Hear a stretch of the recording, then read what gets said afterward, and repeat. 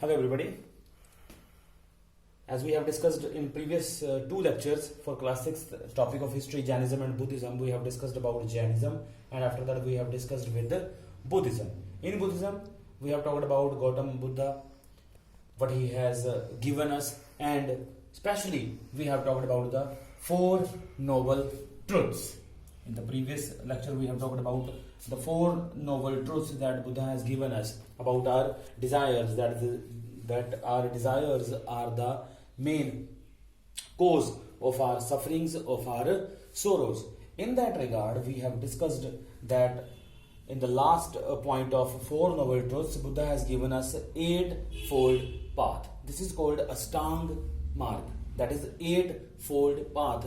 We have discussed that what is the eightfold path. Now today I am going to discuss with you that what is the eightfold path that Gautam Buddha has given us, and how we can be being a very good personality, very good person, and as we follow all these 8 points that Buddha has given us. In this regard, the first point that we have is right understanding or view. What is the meaning of understanding regard to everybody? That what we have seen, what we have grasped, what is our thinking about that point. So here Buddha has told us that what is the right understanding or view, that not to say any ill will to anybody, not to say any bad words to anybody, because what you are, this is not to really very compulsory for you to tell others that what you are. No, what you are, that known to you only. Your inside knows it, that you are good for yourself, that is really very good for the society. So not to say any harm words, any ill will to anybody. So your understanding or your view about everybody should be right. After that, in the next point, Buddha has given us the right resolve or intention. What are your thought about everybody? What are your thought about others? Here you are telling some ill wills to others, not to tell, Buddha told us.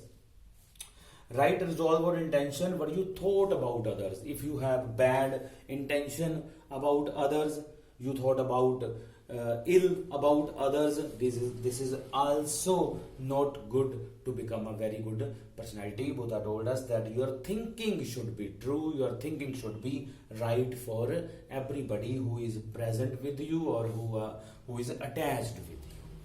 After that, we have right speech, that your conduct, your speech, your words, your thought about everybody should be right. What do you thought, what do you say, what you are doing daily, the words that you are using, the speech, the conduct you are adopting towards others, that should also be right, that should also be true. After that, in this regard, your right conduct or action, what you are doing. You are doing good. When you do something good, you thought that God is watching us, that I am doing something good and God will give me His grace. But when we are doing something wrong, at that time we forget that nobody is watching us. When we are in the habit of stealing something, when we are in the habit of theft, so at that time we forget that nobody is watching us, that nobody is here and there, so God is also not watching us. So at that time we forget, but God is watching us. So your conduct, your action, not to use harm words, not to indulge in such activities that we are stealing something. So our conduct, our action should be very true, very right. After that, the next point, our right living or livelihood.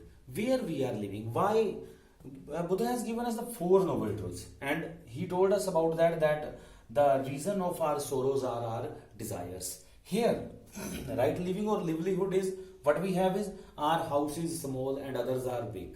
But there are so many other people are there in this world, they don't have any small house. They are living on pavements, they are living on roads.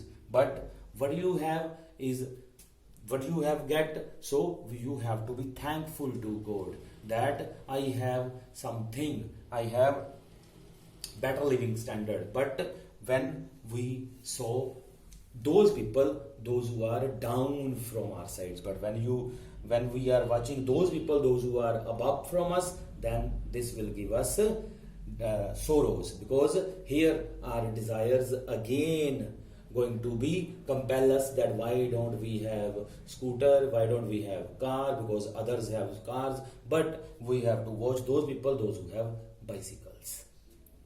After that, in the sixth point that we have right effort. Why every time we thought that I do not do this, I cannot do this, activities that what is right for me, why I am every time said that I am not able to do this. No, there is nothing in this world that one person cannot do it. Right effort means give your more than 100% to fulfill your dreams, your aim, your goal. What is your aim? What is your goal? That is the only point that you keep in your mind when you are doing something. So right effort, not leave anything in between, not leave anything to watch that this is really difficult, this is not possible for me to do. No, give your more than 100%. That will give you boost in your life. After that, right mindfulness. What you thought, where your mind is concentrating about your life, about your study, about your aim, about your objective. What you thought, what is going in your mind? Right mindfulness means what you thought in your mind, that what you want to do in your life. Why you thought that your friends are watching TV this time, they are wandering here and there, and you are concentrating on your studies at home. No, this is your part that you are doing. And that is their part, that they are wandering here and there on the roads or watching TV, or they are not studying. But you have to be focused on one point, that you have to crack this, you have to do this, you can do this. So this right effort is, look at that, all the points, that view, and after that intention, that we have done speech, then action, what we are saying to somebody, that we are doing. If we are speaking good to somebody, that good is come to us. Livelihood, your life is good, your efforts are good, if you have good speech, then good thoughts came into your mind. These all the points, look at that. Every first point is related to the another, and the second one is related to third, and third one is related to fourth. And same, you can take it from 8, 7, 6, 5, 4, 3, 2, 1, and 1, 2, 3, 4, 5, 6, 7, 8. All these points are interrelated with each other. So what do you say about others? Ill will. So ill will in your mind. If you speak right with others, then good words or good thoughts came into your mind. And after that, the last point, but not the least in this regard, is right self-concentration. Your concentration should be focused on your aim, on your goal, that what you want to be in your life, what you want to do in your life. So right self-concentration, that is called meditation. Meditation, here I want to tell you that what is meditation is, that is a dhyan. What you have to do, that meditate yourself on your point, on your focus, on your aim. Your focus should be on your aim, your focus should be on your goal, that why God given me this life, why to do something good for me, for my family, and for the society. Then you can prove to be a very good citizen, very good person, very good